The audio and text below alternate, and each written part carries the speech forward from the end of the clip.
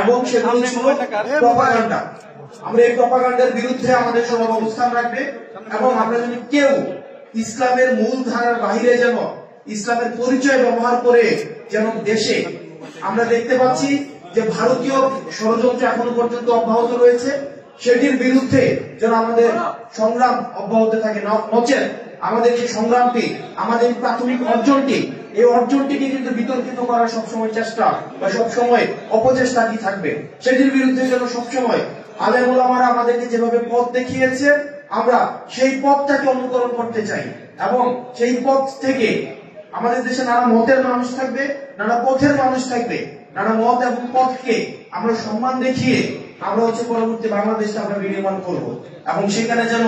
এই দেশটাকে যেন কেউ অস্থিতিশীল না করতে পারে, সেটির জন্য আমরা আপনাদের দিক নির্দেশনা, আপনাদের দেখানো পথ এবং দেখানো মতের অনুযায়ী আমরা দেশটাকে করতে চাই। আসসালামু আলাইকুম ওয়া রাহমাতুল্লাহ।